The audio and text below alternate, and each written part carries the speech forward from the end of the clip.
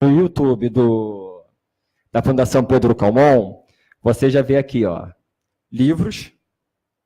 Aqui está escrito leitura, memória e bibliotecas da Bahia. Se você for entrar no site da Fundação Pedro Calmon, o que eles chamam de memória não está atrelado aos arquivos, não. Está atrelado ao Centro de Memória e o Memorial dos Governadores. Então, o arquivo aqui ficou um pouco de fora.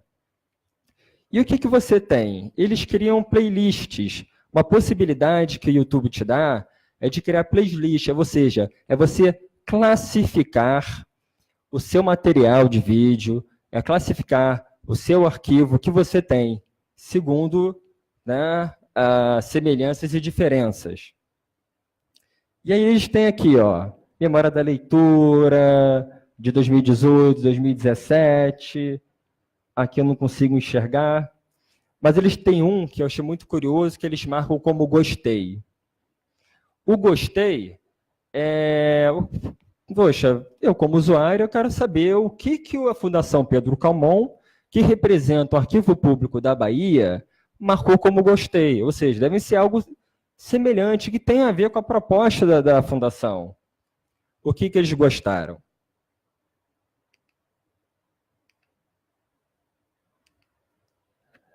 Nos vídeos que eles gostaram, eu pesquisei.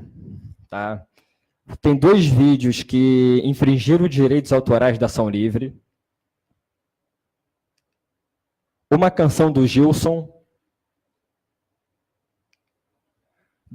Um vídeo com 12 canções do Fábio Júnior. As Metades da Laranja, 2 Amantes e 2 Irmãos. Um vídeo de uma youtuber falando sobre como acordar motivada e com dicas de beleza. E mais de 20, acho que na época 27, 28 canções evangélicas. Evangélicas, cristãs, tinha católica também. E assim, isso fica aberto para todo mundo. Então, quem for entrar na Fundação Pedro Calmon vai encontrar isso lá. Aberto, classificado numa lista. E aí eu fiz um cálculo desses vídeos, são quase 100 vídeos, só 63, por exemplo, falam de leitura. Então, nós temos ali, são 63 de leitura, 12 de concursos de escritores, 5 de campanhas, 33 de bibliotecas e assim por diante. Um de arquivo público. O que representa nessa pizza 0,80%. Menos de 1% é referente ao arquivo público da Bahia. O maior, ou seja, 86,2% é sobre leitura e biblioteca. E essa pesquisa foi feita entre os meses de abril e julho. E a gente fez a mesma coisa no Facebook, para ver como é que estava semelhante. O arquivo público não chega a 9% das postagens que envolvam. Não chega a isso. E olha que o período que eu peguei estava relacionado à independência do Brasil, é o 9 de julho, na Bahia, que é onde poderia mais chamar o arquivo. E a coisa é tão assim, alarmante, que a Bahia, ela tem no Facebook um grupo criado por fãs. Ou seja, pessoas que frequentam o arquivo criaram uma página no Facebook da instituição, não oficial, óbvio, deixa bem claro ali, o Facebook diz que isso não é uma página oficial, é uma página feita por fãs. E um estado que tem 14 milhões de habitantes, tem um curso superior de arquivologia, é necessário dar autonomia para que essa instituição possa utilizar as redes sociais para comunicar os seus eventos, conversar com o seu cidadão, né, ouvi-lo principalmente. E aqui a gente tem uma coisa que eu achei muito interessante, porque a gente sabe que cada instituição arquivística ela vai estar atrelada a um órgão seja ele Secretaria de Cultura, seja da Educação, Casa Civil e assim por diante. E isso diz muito do que se esperar dessa instituição, não só em recursos, dificuldade, como que o Estado enxerga. Então, aqui o caso que eu achei muito interessante foi o do Pará. O Pará, ele está em 1, 2, 3, 4 redes sociais. Tem um curso superior em arquivologia. O Estado do Pará não tem um site oficial.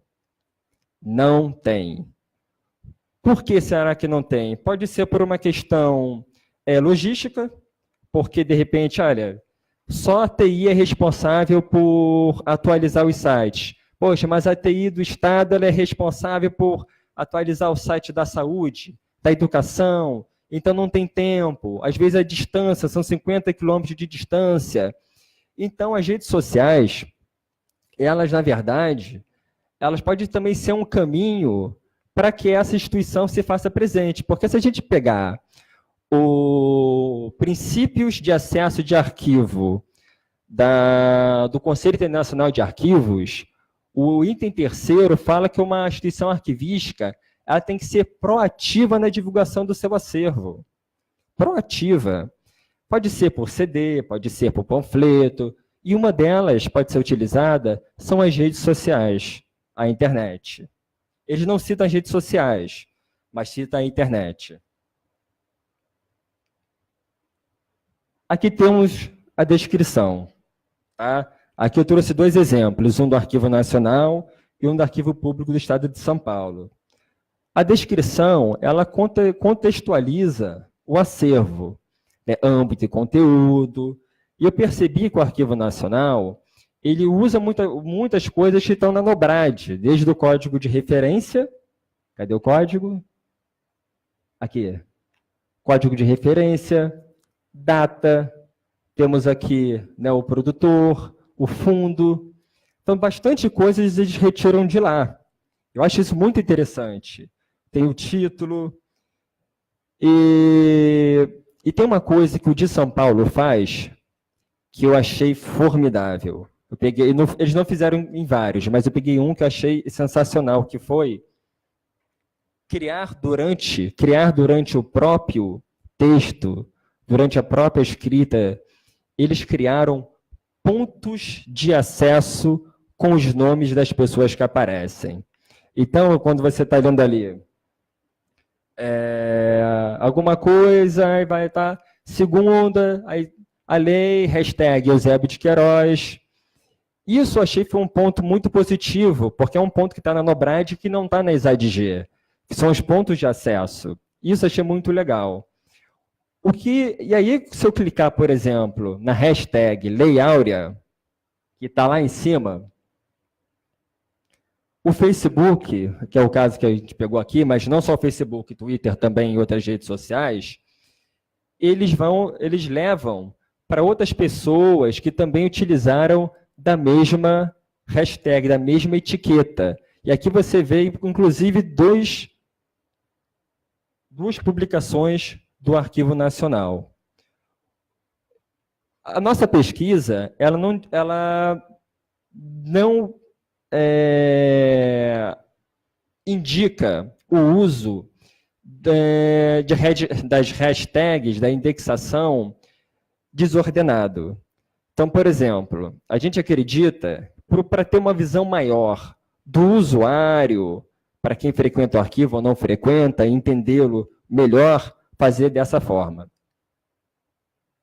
Começar pelo nome da instituição, depois o fundo, nome da seção, nome da série, tudo hashtag. Hashtag nome da subsérie, o nome do dossiê e, se for o caso, o nome do item documental. Então, por exemplo, o Arquivo Nacional ele tem o Fundo Floriano Peixoto. Então, hashtag Arquivo Nacional.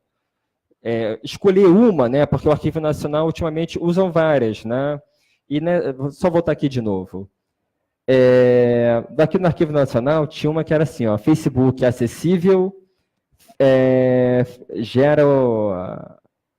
alguma coisa gera acesso, gera oportunidade. Eu não sei se isso para o usuário, se isso assim, é útil. Eu entendo o recado, mas eu não sei se é o melhor uso para a etiquetagem. Então, essa era a nossa defesa. Então, por exemplo, Floriano Peixoto, hashtag Arquivo Nacional, hashtag Floriano Peixoto, que é o fundo, a seção, hashtag Governo Legal, hashtag Correspondência, hashtag Telegramas, que está em subsérie, hashtag Telegrama 154 e hashtag Telegrama enviado para Montevidéu, Uruguai. Um exemplo. Aí o camarada, quando ele for apertar na hashtag, isso no final da publicação, Floriano Peixoto, ele pode encontrar uma outra publicação antiga do Arquivo Nacional que também seja do Fundo Floriano Peixoto. Olha lá. Aí está aqui, ó, hashtag Floriano Peixoto, fundo. Hashtag Governo Legal. Hashtag Administração. Opa, já é uma outra série. Tá? Isso é uma ideia, isso é para abrir um debate, porque eu vou ser sincero, eu sou fã do trabalho que vocês fazem nas redes sociais. Eu acho que o Arquivo Nacional ele é vanguardista, está na vanguarda, faz um trabalho muito bom. E sempre assim, sempre do geral para o específico. Aqui a gente está falando do Pinterest. O Pinterest ele é mais voltado para imagens, compartilhamento de imagens. Mas olha que interessante. Ele possibilita de você criar pastas e subpastas. O que eu posso fazer? Eu posso criar coleções, pegar uma coleção que é muito pouco utilizada no Arquivo Nacional, mas que é muito importante, ou que muitas pessoas nem sabem que o Arquivo Nacional ele é detentor dessas imagens, de fotografia, de acervo. E o que eu faço com isso? Eu tiro, vamos botar assim, entre aspas, né? Tiro do ostracismo e coloco ao público. E olha que interessante, eu não sabia que o Arquivo Nacional tinha esse acervo. Uma outra coisa legal também é que essa ideia das imagens pode criar uma campanha de aquisição. Como assim, Diogo? O usuário ele pode passar a participar mais do arquivo enviando, de repente, um material que ele tenha. O meu pai, sei lá, por exemplo, foi um pracinha da Segunda Guerra Mundial. O meu avô foi. Eu tenho aqui um documento, poxa, muito interessante. Fiquem tranquilos que eu não vou mandar ninguém trazer mais papel para cá, que eu sei que vocês já estão muita coisa. Mas ele pode digitalizar e enviar para criar coleções. Lógico, a gente vai ter um problema sério com a autenticidade. Né? A gente não vai saber, porque a partir do momento que você também digitaliza, você pode, de repente, manter os números ali, a identidade, mas você perde na integridade, porque a forma fixa, a fixidez não é a mesma. E documento digital, ele é totalmente passível de fraude, de alteração. É lógico, aí o que seria o mais indicado? Trabalhar com troca de arquivo entre instituições, porque a gente vai saber qual é a proveniência, mas isso também não garante a autenticidade. Então, temos duas situações aí. A gente pode pegar uma coleção e criá-la. Série Copa do Mundo. Aí você divide série Copa do Mundo, seleções, e assim por diante. E pode também, de repente, quando você for arranjar um fundo, que é classificar, classificar, só muda o nome, quando você fizer isso, você pode, inclusive, jogar para as pessoas, gente, nós fizemos arranjo do fundo tal, gostaria da opinião de vocês, se vocês concordam com essa classificação. E aí, criar uma interação. Aqui é uma propaganda do Arquivo Nacional sobre o Pinterest, né, falando da classificação, quem pode classificar as imagens. E aqui uma coisa muito interessante, que quando você coloca uma fotografia, olha ali o caso ali, ali está uma fotografia do Arquivo Nacional, sobre Brasília. Olha que o computador, né, a inteligência artificial, olha o que ela fez. Ela, a partir dessa imagem, criou diversas outras relacionadas ao tema. Então, temos aqui uma da Brasilianas, que é essa aqui. Temos da Folha de São Paulo. E a gente sabe a proveniência, podemos, de repente, criar uma coleção, uma exposição virtual, por exemplo. Aqui, isso aqui, olha, Luiz, parabéns a vocês. Eu sou apaixonado pelo Mixcloud. Assim, eu particularmente preferi o SoundCloud porque ele tinha umas coisas a mais, você podia postar comentários, mas eu entendi o porquê, por questão de espaço, a troca por Mixcloud. Eu confesso que eu fico ouvindo as radionovelas do Arquivo Nacional aqui, Rádio Teatro, né? Então temos aqui, para quem não sabe, o Mixcloud ele é voltado para o fonográfico, para o áudio. E aqui ele ficou classificado pelo Arquivo Nacional em músicas, discursos gerais, programas de rádio, comunicação com OVNIs, faz maior sucesso comunicação com OVNIs, discursos presidenciais e um podcast chamado Pod Arquivo. E aqui é muito legal, é aquela coisa meio que de tomar cuidado, né? Isso aqui foi alguém que ouviu. Que não tem nada a ver com o arquivo, mas fica marcado, né, quando o Arquivo Nacional ouve alguma coisa, de repente um usuário sem querer. Mas é muito bom. Aqui é a radionovela, e vocês conseguem ver que o Arquivo Nacional tem toda uma preocupação de colocar o código de acesso. Isso eu achei um barato. Está aqui o código de acesso. Vamos lá. Isso, para mim, é um achado que vocês fizeram, riquíssimo. Eu nem sabia que existia essa possibilidade. Aqui nós temos também, o Flickr também ele é voltado para a imagem, mas também permite inserção de vídeos. E aí tem a possibilidade de uma exposição virtual. Assim como no Pinterest, você criar uma exposição virtual com imagem do seu acervo e também com imagem de outras instituições. Aqui, no caso, o Arquivo Nacional, ele está junto com, ele faz parte do membro como acervo afro-brasileiro, com algumas pessoas e instituições também, onde vocês podem colocar imagens, né, pertinentes ao assunto. Isso é muito legal. As possibilidades que as redes sociais lhe dão são inúmeras, são imensas.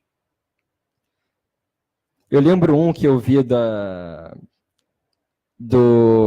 Fórmula 1 sobre o autódromo de Jacarepaguá. Eu adorei, eu fiquei vendo aquele autódromo, a inauguração do autódromo. E aí, eu vou até explicar por que eu estou falando do autódromo. Aqui é uma imagem de uma rua, né? Você pode baixar a fotografia em diversas resoluções. O código também está ali, o código de acesso. E o Flickr, ele te dá a possibilidade de fluxonomia. Não só, aqui, não só a instituição cria etiquetas, mas o usuário também pode criar etiquetas. E aí é uma maneira mais da instituição perceber como esse usuário enxerga a descrição daquela documentação. Então, por exemplo, aqui a gente tem uma imagem que é do Cinema Olinda. Eu posso estar enganado, é na Tijuca, né? Se eu estiver enganado, Luiz, você me corrija. Eu acho que é hoje onde está o Shopping 45. Na minha brincadeira, mexendo ali de curioso, eu fui escrever Shopping 45, Tijuca, e fui botando coisas além do que já estão aqui. Aqui a gente tem aqui cinema, Cinema Olinda, Praça Sans Penha, tem Arquivo Nacional, Memória do Rio. Eu já paguei, eu só estava fazendo o teste. Eu coloquei Shopping 45. Uma outra que eu estava falando do Autódromo de Jacarepaguá, é lindíssimo, é um vídeo, acho que tem 2 minutos. Eu sei que eu baixei o vídeo e mandei para um monte de gente. Eu fiquei apaixonado por aquele vídeo. E aí eu fui, também fiz o teste e coloquei Deodoro. Só que Deodoro é onde vai ser o próximo autódromo. Botei Jogos Olímpicos, porque é onde o espaço virou, né, do Parque Olímpico, parte dali virou. Depois eu apaguei, eu estava fazendo os testes. E, além disso, além do usuário poder ter a sua própria percepção, colocar a sua própria etiquetagem, ele, como ele coloca a etiquetagem, depois ele vai conseguir buscar aquela etiquetagem através do que ele pensou. E aí, existe também o Flickr, ele coloca uma etiquetagem automática, o que é um pouco perigoso. O que ele fez? O que está ali em cinza foi feito pelo Arquivo Nacional ou por usuários. O que tiver ali em branco, não marcado, foi feito pelo Flickr. Então, o Flickr, por exemplo, ele pegou aqui e colocou, tem edifício, tem carro na imagem, tem placa, tem gente e tem trem. Só que aquele ali não é um trem. Isso aqui é um ônibus que passava em frente. Então, não é um trem. E aí, sim, a etiquetagem, a fluxonomia, são também pontos de acesso. E olha que interessante, do Arquivo Nacional ainda. Isso aí é tudo que o Arquivo Nacional, os usuários, colocaram como etiquetas para identificar as fotografias, as imagens, os vídeos. Tem mais de 2.700 no índice. É muita coisa. É muito legal. É muito legal. Agora, eu vou mostrar para vocês como não fazer. Isso aqui é uma publicação do Ministério da Cultura, porque assim, tudo que a gente faz, a gente espera um feedback de volta, né? A Claude Shannon tinha isso, né? Falar, olha, você tem a comunicação, tem ruído, né? O receptor, e você só vai ter certeza quando você tiver de volta esse feedback de como chegou essa comunicação. Só que cada pessoa, segundo a sua vida, os seus afazeres, espaço, tempo, tem uma forma de pensar. Então, cada uma tem o seu próprio cognitivo, como vai entender a informação. E olha o que acontece. Isso aqui é uma publicação do Ministério da Cultura, e que o Robin, está aqui embaixo, está dizendo o seguinte: Batman, conheci um biblioteconomista. Aí o Batman dá um tapão na cara do Robin e diz: deixa de bobagem, Robin. Você conheceu um bibliotecário formado em biblioteconomia. Sim. Algumas reações foram positivas, agradeceram a homenagem. Poxa, muito bonito, obrigado pela homenagem. Aos bibliotecários, lembrar do nosso dia. Só que nem todos entenderam dessa forma. Um camarada colocou assim: que incentivo desnecessário à violência. Ministério sem cultura. E aí o Ministério respondeu: ô Jardes, o nome do meme do Batman não incentiva, a violência, não. Menos, amigo. Um grande abraço da equipe do Mink.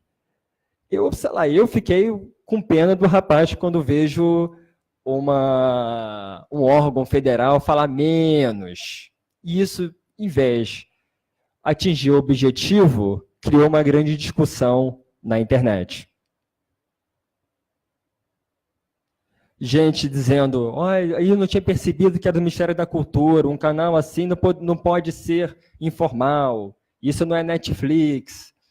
E eu já vi, eu vou parabenizar aqui o Luiz, a equipe, eu já vi algumas situações que parecia que tem uma briga dentro dos comentários. O Arquivo Nacional, perfeitamente, não se meteu, não botou fogo nem nada, não houve assim, ofensas nem nada, mas achei perfeito, ao contrário do que fez o Ministério da Cultura, ou seja, não atingiu o que eles pretendiam atingir. O feedback mostrou que como que o cognitivo de cada um entende. Eu vou pegar um exemplo assim básico, a Bíblia. A Bíblia é um livro que está escrito em português, mas cada um tem uma interpretação diferente desse livro. E agora chegamos no filezinho. Eu vou falar um pouco mais correndo, que eu acho que eu devo ter perto, né? Passei? Tá, então vou falar bem rápido. Então agora vamos falar, a gente na verdade já falou en passant em tudo isso que a gente foi apresentado. Então, agora o grande momento, diretrizes para o uso das redes sociais pelas instituições arquivísticas brasileiras. Uma pausa dramática. Vamos lá. O primeiro, formação de uma equipe específica e exclusiva para atualizar e criar campanha nas redes sociais. O Arquivo Nacional, inteligentemente, tem uma equipe para isso. Por quê? Isso demanda tempo, demanda estudo, demanda interação e demanda responder a esse usuário. Tá? Então, assim, o usuário, isso não é algo fútil. Isso, na verdade, não pode ser ignorado. As pessoas estão imersas nas redes sociais o tempo inteiro. A gente vai no metrô, a pessoa está de cabeça baixa mexendo nas redes sociais. A gente vai no jogo de futebol, a pessoa não tem nem mais assistindo o jogo, ela está mexendo no celular, vendo quem está se comunicando com ela. Porque o WhatsApp também é uma rede social.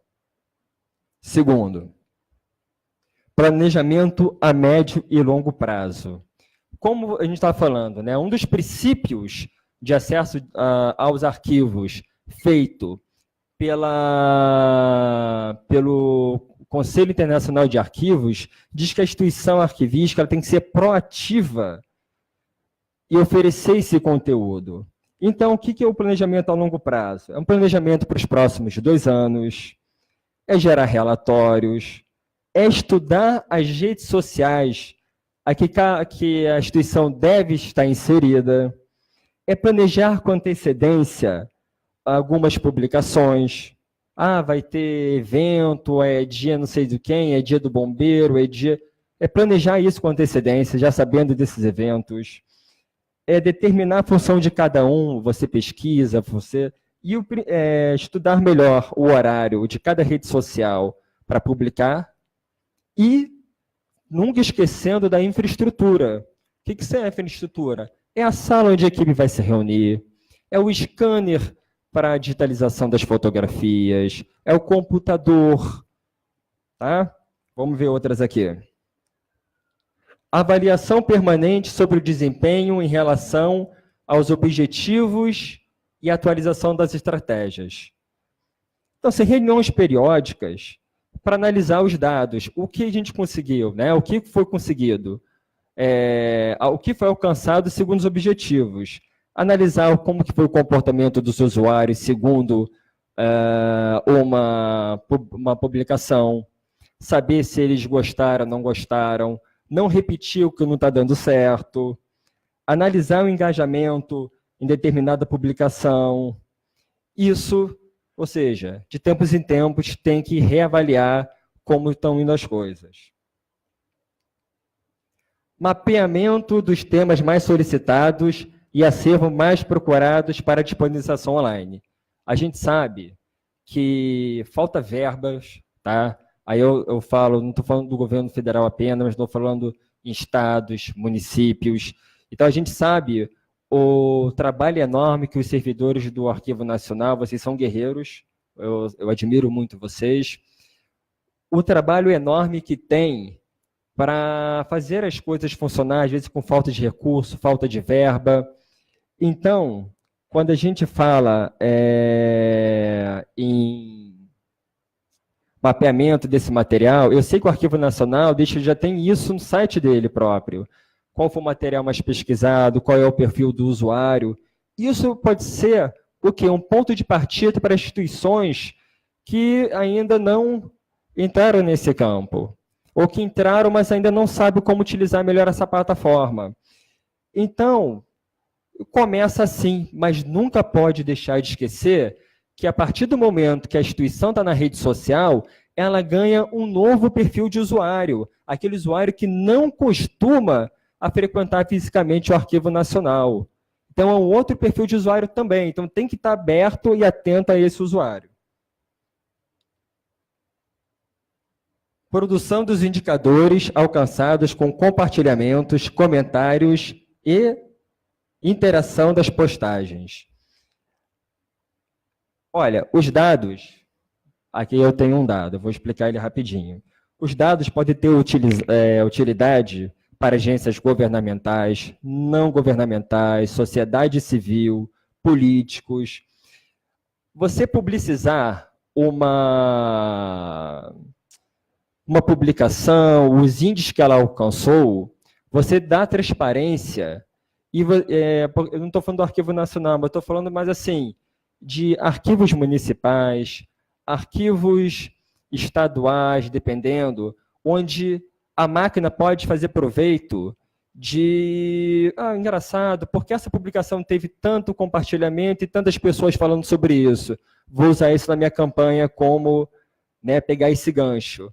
Então, a transparência evita qualquer acusação desse tipo. Aqui tem uma postagem que foi feita entre abril e junho, um índice no Instagram. E a publicação que teve maior sucesso foi um trecho do cinejornal da Agência Nacional sobre o Corpo de Bombeiros. Eu jamais imaginava que, né, fosse ter tanto alcance. Depois foi um sobre a condecoração do Che Guevara. Isso são dados que foram fáceis de obter.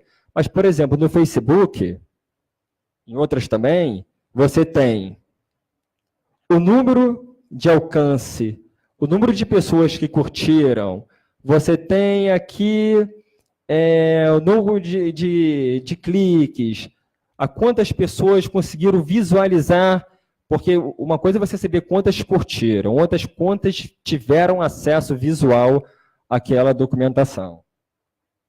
Número de cliques, reação, compartilhamento. Já estamos fechando. Uso de estratégias diferenciadas para cada rede social segundo o perfil do usuário. Eu e o Luiz, antes de começar, a gente estava conversando até sobre isso, né, Luiz? Como é que é importante não ficar replicando o mesmo conteúdo. Até porque se você pegar um conteúdo e sair replicando, não tem porquê um usuário se associar, criar um laço com a instituição, se na verdade o canal é o mesmo. Tem que ser diferente, tem que estudar o perfil. O perfil do camarada que ele utiliza o Twitter, provavelmente não é o mesmo perfil de quem usa o Instagram. Então, ter publicações voltadas mais para esse público, para esse perfil. Criação de uma conexão pessoal e emotiva através de uma narrativa. Isso aí é bom para os jornalistas, né? Quando a gente passa numa banca de jornal, a primeira coisa que chama a atenção da gente é aquela imagem, aí você para assim. Até hoje eu vejo isso, antigamente eu via mais, na Carioca. Aí, passando na Carioca, eu vejo um grupo de pessoas paradas olhando para o jornal. Porque a primeira coisa que chama a atenção é a imagem. Então, a escolha de uma boa imagem, de um bom título, uma manchete, isso eu já acho que é um primeiro atrativo para segurar o seu leitor, fazer com que ele continue, né, interessado. E aí tem que ser uma mágica, tem que ser perfeito, porque ao mesmo tempo você tem que construir uma narrativa e, ao mesmo tempo, você tem que dar o âmbito do conteúdo da imagem, né, da publicação, o histórico. Vamos para o outro. Realização das funções arquivísticas através das redes sociais. Gente, como o tempo é curto, a gente não pôde tratar diretamente das funções arquivísticas, que são 7.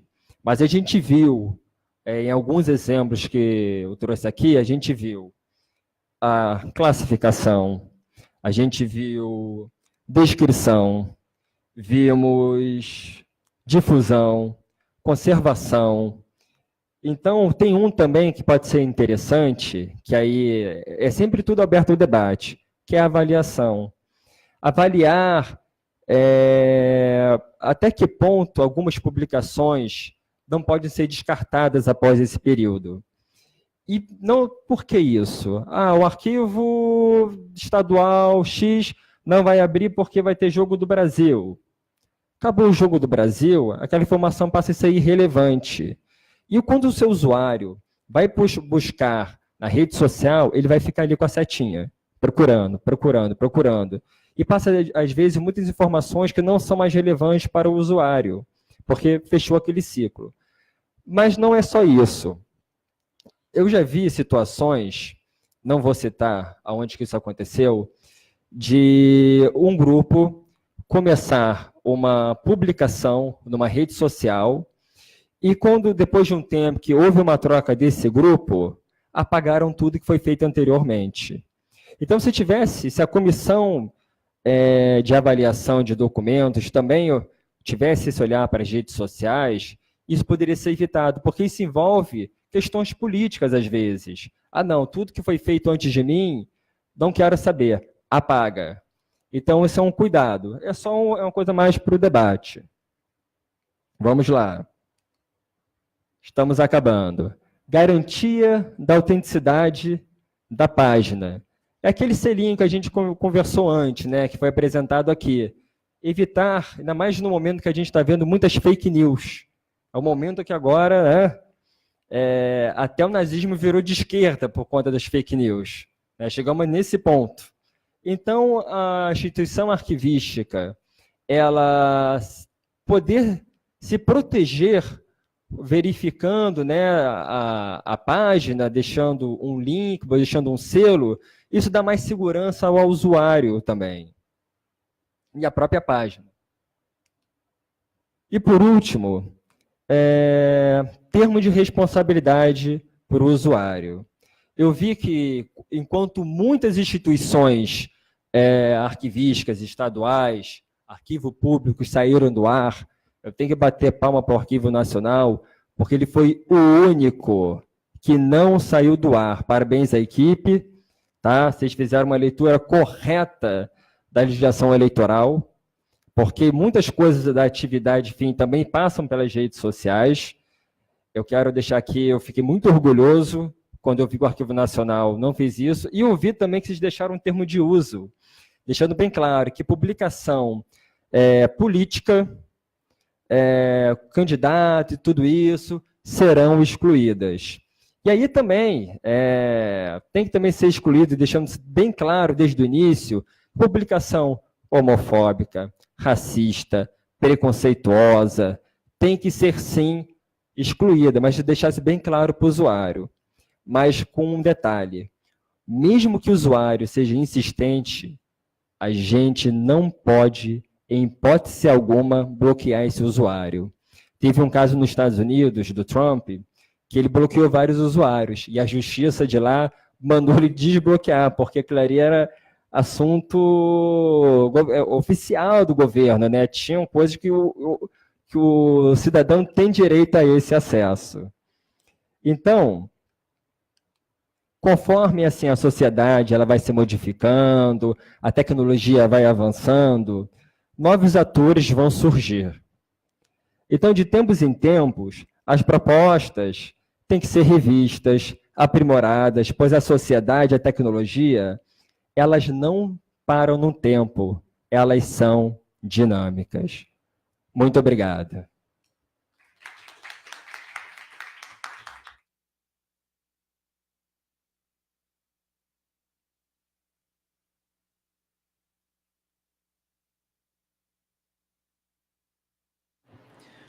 Bom, tem que agradecer o Diogo por toda essa contribuição que ele trouxe aqui para a gente, todo esse conteúdo tão vasto que a gente já teve a oportunidade de conversar um pouco, mas hoje eu fiquei aqui ouvindo com atenção, fico feliz pelo estudo que você faz também das nossas redes sociais, porque você também pode contribuir muito, com certeza contribui muito para que a gente possa aprimorar cada vez mais, e depois a gente vai abrir para perguntas, a gente vai poder, quem está tanto no Facebook quanto as pessoas aqui presentes, poderão fazer pergunta para o Diogo.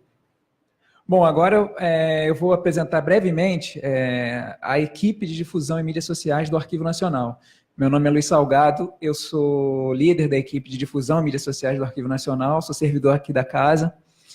E vou falar um pouco, depois do Diogo ter falado tanto a respeito da importância das instituições arquivísticas atuarem nas mídias sociais, eu vou falar aqui, fazer uma breve apresentação da atuação que o Arquivo Nacional tem nas mídias sociais. Bom, essas são as mídias sociais que nós estamos atuando no momento. Flickr, Instagram e o Pinterest, a gente tem trabalhado muito com as imagens, como o Diogo já chegou a mencionar, que são mídias sociais muito voltadas para a imagem, mas também nós aproveitamos a oportunidade de fazer difusão de outros gêneros documentais também. Nós publicamos, além de fotografias, mapas, documentos textuais, vídeos quando são permitidos, e cada um tem a sua especificidade. O Instagram, por exemplo, tem sido hoje como uma nossa principal mídia social, que tem a maior repercussão da nossa atuação e uma que tem um grande número de seguidores. O YouTube, a gente trabalha para fazer a difusão dos vídeos do nosso acervo, e o Mixcloud para fazer a difusão do nosso acervo sonoro. E como você mencionou do SoundCloud, a gente chegou a fazer, a ter o SoundCloud no Arquivo Nacional, mas ele tinha um limite de tempo para você manter as publicações no ar. Então, a partir de um momento que você publica, a partir de um certo tempo do tamanho dos áudios, ele bloqueia os anteriores. Então, se o usuário tentar recuperar, ele viu em algum mês e tentar retornar aquele post, ele não vai conseguir. Então, nós optamos pelo Mixcloud, porque o Mixcloud ele permite que a gente faça postagens. Ele tem um limite, mas é um limite muito amplo, então a gente tem conseguido fazer posts são já dezenas, né, que nós temos postado lá. Vou falar rapidamente também da equipe. Essas são as mídias que nós atuamos, mas a equipe foi criada oficialmente em dezembro de 2017. Ela foi oficializada por uma portaria, porque justamente o Arquivo Nacional percebeu essa importância de atuar nas mídias sociais. Né? A gente trabalha aqui com a difusão do acervo, a nossa equipe trabalha com difusão do acervo. Nós temos a área de comunicação da instituição, que trabalha com as outras, com o outro tipo de comunicação institucional, a divulgação de eventos, a divulgação da atuação do Arquivo Nacional na sua área de competência, mas a nossa equipe ela trabalha exclusivamente com a difusão do acervo. E aqui embaixo eu deixei destacado o Twitter e o Facebook, porque o Twitter e o Facebook eles são administrados pela Assessoria de Comunicação do Arquivo Nacional, justamente por esse papel mais amplo de comunicação que essas duas mídias possuem. Então, ali vocês vão ver todo tipo de nota oficial da instituição, a divulgação de eventos, a agenda da direção-geral. E qual é a nossa atuação no Facebook e no Twitter? Nós elaboramos os textos e selecionamos a imagem, fazemos uma espécie de curadoria, fazendo a programação semanal ou quinzenal, e aí nós encaminhamos esse material para a assessoria de comunicação para que eles publiquem, e eles são os moderadores também do Facebook e do Twitter, e a gente sempre anda muita interlocução com eles, porque eles como eles administram qualquer necessidade de intervenção da nossa equipe com resposta a algum comentário, né, alguma dúvida ou alguma retificação que alguém sugira para a publicação, a assessoria de comunicação entra em contato com a gente e a gente responde e aí são publicados. As demais mídias são administradas pela própria equipe. Nós aqui administramos, nós que temos a senha, nós aqui moderamos. E a importância da moderação, como você mencionou, a gente já deixa claro que qualquer comentário que tenha cunho ofensivo serão apagados. Durante o período eleitoral, também o termo de uso para período eleitoral, e somos nós que moderamos. Então, essas são as mídias que nós trabalhamos. E aqui, rapidamente, eu vou apresentar um outro projeto que a gente tem atuado, que é da Wikimedia, né, que nós temos o Arquivo Nacional, ele ingressou no projeto chamado GLAM, que traduzindo para o português seria galerias, bibliotecas, arquivos e museus, que são instituições ao redor do mundo que disponibilizam imagens, né, representantes digitais de itens do seu acervo para difusão, para acesso em todo o mundo. E, basicamente, o nosso trabalho nessas duas mídias é fornecer imagens para se compor a galeria do Arquivo Nacional no Wikimedia Commons. Então, o usuário que acessar essa plataforma, ele vai ter uma visão estruturada de itens do nosso acervo, que ele vai poder ver, poder visualizar a imagem em alta resolução, com todos os detalhes, com a referência, com o fundo, com a descrição completa. E também nós atuamos na Wikipedia. De que maneira? As imagens de itens do nosso acervo ilustram verbetes da Wikipedia. A gente sabe que a Wikipedia é consultado por milhões de pessoas. Geralmente, um dos primeiros acessos de umas pessoas que querem pesquisar sobre algum determinado assunto, elas alcançam a Wikipedia. Nas ferramentas de busca, a Wikipédia geralmente é um dos primeiros que aparece no resultado da pesquisa. Então, estar também na Wikipedia é muito interessante, porque as pessoas que leem um determinado verbete, elas vão conseguir ver uma imagem de um item do nosso acervo que está contextualizado no verbete e está ilustrado pela nossa imagem. Aqui eu trouxe rapidamente alguns resultados. A gente, uma das diretrizes que você apresentou, da gente fazer avaliação constante sobre a repercussão do que a gente publica, a gente tem diversas métricas quantitativas. Aqui eu trouxe alguns exemplos, eu não trouxe todas, porque nós possuímos, a gente faz todos os recursos de medição que as redes nos permitem, a gente registra. Justamente e algumas a gente consegue identificar critérios mais interessantes de medição. E então nós fizemos uma seleção básica, para nós é o que tem gerado maior condições de avaliar o nosso trabalho nas mídias sociais. Bom, ali destacar o Instagram, que nesse momento, por volta desse momento que nós estamos conversando, a gente virou a casa dos 43 mil, né, que é um número significativo. Nós começamos a atuar no Instagram em 9 de janeiro de 2017, o arquivo, a nossa equipe, ela é subordinada à Coordenação Geral de Acesso e Difusão Documental. Antes da nossa equipe ser formalizada, era o gabinete dessa coordenação geral que atuava no Instagram. Então, por isso que ele foi criado antes da equipe. Quando a equipe foi criada, ela passou a centralizar toda a difusão nas mídias sociais, o que foi um passo muito importante, porque, como você bem mencionou, é um trabalho que exige, é uma atuação que exige muito trabalho de pesquisa, de seleção de imagens, de planejamento. Então, quando isso tudo foi concentrado na nossa equipe, foi um enorme ganho e foi algo muito positivo o Arquivo Nacional ter tomado essa decisão. Ali também as visualizações do Flickr, só até agosto nós tivemos, são quase, mais de 460 mil visualizações de imagens dos álbuns no Flickr. Então, ou seja, as pessoas estão vendo, estão tendo atenção ao acervo que está sendo divulgado, está sendo difundido nessas mídias. O YouTube também cresceu muito da nossa atuação de fazer uma difusão mais incisiva no YouTube dos nossos vídeos. Ele aumentou só de janeiro a agosto, a gente teve mais de 88 mil visualizações de vídeo. A gente tem bastante comentário também nos vídeos. Alguns a gente tem que moderar, especialmente nesse período eleitoral, alguns vídeos mais antigos que têm conotação política, né, da nossa história. As pessoas fazem relação com o momento atual, então a gente não pode autorizar, porque mencionam candidatos, pode parecer campanha, então a gente não pode permitir. Mas, em geral, a gente tem tido muita visualização, a visualização tem crescido muito no YouTube, à medida que a gente também faz a divulgação de algumas das nossas mídias no Facebook, que contribui muito. Então, no Facebook, a gente divulga que a gente está no Pinterest, que a gente está no Flickr, que a gente tem um canal no YouTube, e isso favorece muito a inscrição e a visualização de vídeos. Algo também que merece ser destacado, como eu mencionei da Wikipédia, que é um grande... muito visto por milhões de pessoas, que só em agosto, os verbetes que contêm imagens de itens do nosso acervo, foram mais de 17 milhões de acessos a esses verbetes. Ou seja, são 17 milhões de pessoas que leram os verbetes com imagem do Arquivo Nacional associados. Então, esse é um número muito significativo, o potencial dessa ferramenta para que milhões de pessoas possam conhecer o nosso acervo, ele é monumental, ele é muito grande.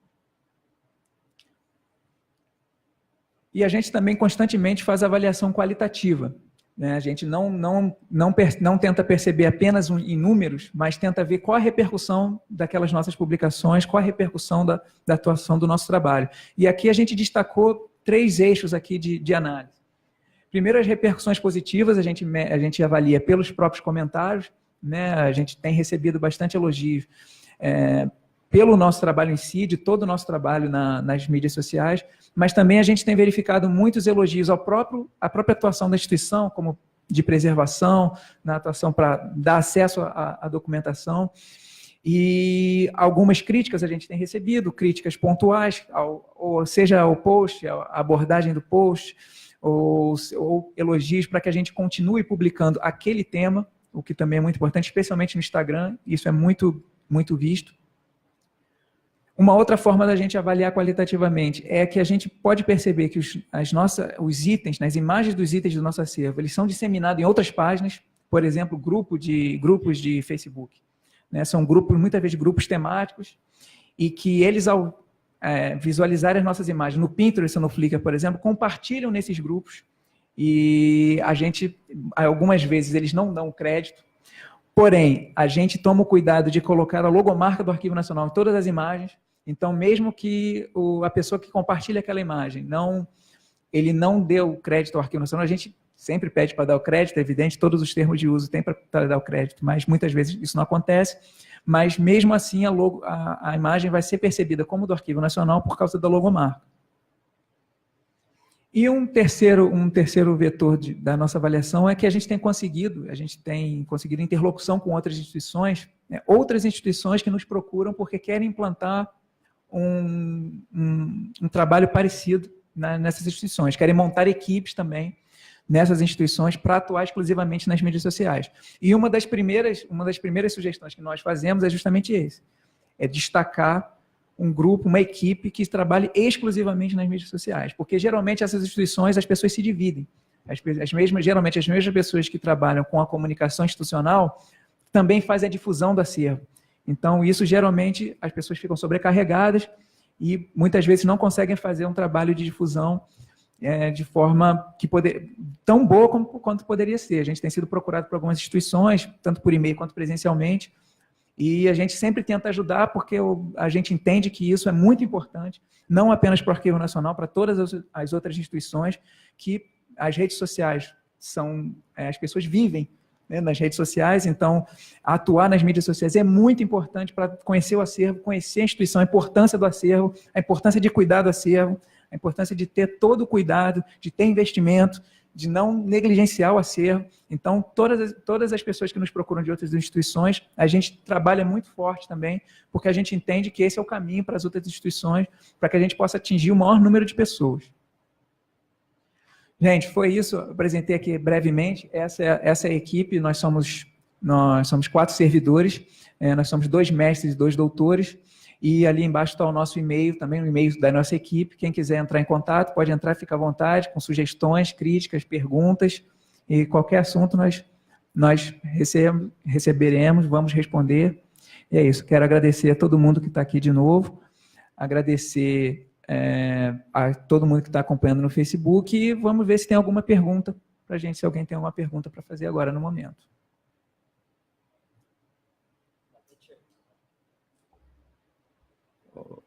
Vou até tirar aqui meu celular para ver se tem alguma pergunta aqui.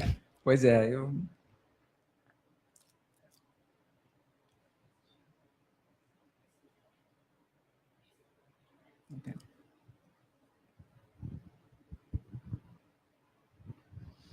Oi, eu sou o José Márcio, eu estava, né? Estava ali na equipe. Eu sou membro da equipe, né? Estava ali no slide. Mas eu queria aproveitar, né, que tem um observador de fora, né, do Arquivo Nacional, que estudou o tema, né, que estuda o tema, para ter uma avaliação em relação a esse caráter que a gente tem sido apontado, pelo menos onde a gente fala sobre isso, né, que é um caráter um pouco sui generis de uma parte das mídias sociais, né, do Arquivo Nacional tratarem quase que exclusivamente, eu não vou dizer exclusivamente, porque muito pontualmente, talvez em 0,1% dos casos, a gente acaba fazendo algum post institucional, né, assim, como aconteceu na tragédia do Museu Nacional, a gente teve que compartilhar, né, solidariedade em relação àquilo, apesar de a gente estar usando, obviamente, uma imagem do nosso acervo ali, mas em 99,9% dos casos a gente faz exclusivamente difusão de acervo nas mídias sociais que não Facebook e Twitter, né, as demais, né, e é engraçado que as outras instituições de acervo, de memória, né, de guarda, não não fazem isso com frequência, como você apontou. Ao mesmo tempo, como eu sou da área de comunicação social, já atuei na assessoria de comunicação aqui, inclusive da instituição, eu queria saber se você, como observador externo, consegue enxergar algum ganho, além da difusão em si, para a própria instituição, em termos de comunicação institucional, porque quando a gente pensa comunicação institucional na área de comunicação social, a gente não pensa só na comunicação de eventos, né? A gente não pensa só na agenda da direção geral, etc. A gente pensa na imagem da instituição, né? Agora, quando você tem uma ferramenta de comunicação, que é uma mídia social, que faz só a difusão de acervo, que é a missão específica de uma instituição como o Arquivo Nacional, ao mesmo tempo a gente pode estar comunicando alguma coisa sobre a imagem daquela instituição, que não é necessariamente expressa tão na cara, né? A gente não está fazendo uma promoção da instituição, mas a gente, de alguma forma, a gente está falando sobre a imagem daquela instituição, né? Obrigado pela pergunta. Assim, lógico, quando a gente fala de redes sociais, a primeira coisa que a gente vê na nossa mente é difusão, né? Quando a gente vem aqui apresentando algumas coisas, a gente vê que pode ser um pouco mais de difusão, né? Pode ser uma exposição virtual, que também não deixa de ser uma difusão. Mas, por exemplo, a gente pode também, ao criar não uma coleção, a gente vai arranjar um fundo. Aí o fundo tal, aí você tem uma dúvida como organizar. Você pode utilizar alguma das redes para pedir, né, com que as pessoas participem. Gente, vocês acham que esse fundo que acabamos de adquirir, essa aquisição, como que seria a melhor maneira? Então, nós temos 3 propostas aqui, como a gente vai organizar? Você pode também usar isso. Agora, quando a sua pergunta, assim, não é só difusão, acho que o ganho institucional é gigantesco. Por quê? A partir do momento, né, que você tem pessoas que aderem à página, se associam à página, curtem, compartilham, falam sobre ela, ou seja, isso passa a ser um assunto também do cotidiano. Isso, o que eu acho mais legal que vocês fazem é que não é algo de cima para baixo, vocês acompanham o que está acontecendo na sociedade. Eu lembro uma que foi a morte de um humorista, acho que foi o Agildo Ribeiro, né? E vocês tiveram essa sacada de, vendo a comoção das pessoas, de aproximar a população. Pegaram uma imagem, né, do arquivo, fizeram, ou seja, o arquivo tem, né, uma coisa do Agildo Ribeiro, não sei o que, e assim por diante. Vocês procuraram se aproximar do usuário. Vocês não estão esperando que o usuário venha aqui, vocês estão indo atrás do usuário, e isso eu acho que vocês fazem é fantástico. Porque no iniciozinho, eu lembro que, quando eu ainda estava na graduação, quando eu e o professor Dr. José Maria Jardim, a gente começou a falar sobre o Facebook, fazendo uma história comparada com o Nara, era até meio covardia, né? O Nara já tinha anos na frente, né? E o Arquivo Nacional, isso em 2014. Qual era a minha impressão? Era que o Arquivo Nacional, ele publicava e não queria muito saber do usuário, do que o usuário pensava, era meio que de cima para baixo. E hoje a equipe de vocês não faz isso. É justamente o contrário, vocês ouvem o usuário, procuram, né, por ele, e que cada vez mais, se você tem usuário associado, participando, você tem dados, você tem números, você apresenta assim, olha só, a instituição não pode ficar sem verba. Olha a importância que ela tem para a sociedade. Olha como a sociedade faz uso dela. Acho que é por aí. Oi. A minha pergunta é mais metodológica. Você usou algum tipo de ferramenta para fazer a sua pesquisa? Dessas que tem na internet, que às vezes é free, às vezes é freemium, né? Que às vezes você tem uma parte free, outra paga. se você usou uma ferramenta dessa ou se foi ali no manual mesmo, assim, pesquisando rede por rede, página por página e observando os comentários e tabulando as informações. Boa, Patrícia, pergunta muito interessante. A metodologia foi aqui, né? Foi no músculo, foi pesquisando página por página, item por item. Eu lembro que eu utilizei até como é que fala? Você tira um print inteiro da página para depois você colocar no computador e ficar olhando, né? Então, assim, foi item por item, das 11 ou 12, aqui depois chegou a ter uma rede social, mas dos arquivos estaduais, tá? Do Arquivo Nacional, e foi assim, foi meio no MOOC mesmo. Mas assim, mas isso em cima, por exemplo, a nossa maior dificuldade era não deixar que isso fosse um trabalho em comunicação. Então, o que a gente tinha duas opções. Ou a gente vai analisar à luz, né, assim, como é um trabalho que envolve arquivologia, a gente tinha a seguinte opção. Ou a gente vai ficar analisando, tantos 20 publicações são sobre visita técnica, 30 sobre difusão do acervo. Aí que você começa a fazer isso, você começa a ver que essa metodologia tem erros, porque outras instituições misturam as duas coisas. E aí, ainda assim, ficava um trabalho na comunicação só tendo uma instituição arquivística como objeto. Qual foi, acho que o pulo do gato para a gente?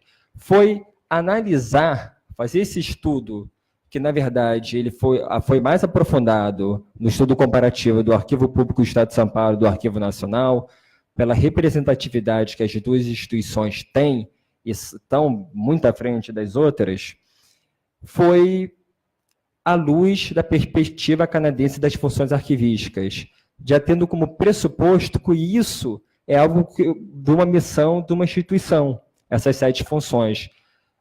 A pergunta, a gente nem quis saber se faz ou não faz, a gente quis estudar através desse olhar, através dessa perspectiva. Mas foi no MOOC mesmo. Olha, às vezes tinha dia que eu falava assim, meu Deus, eu não aguento mais.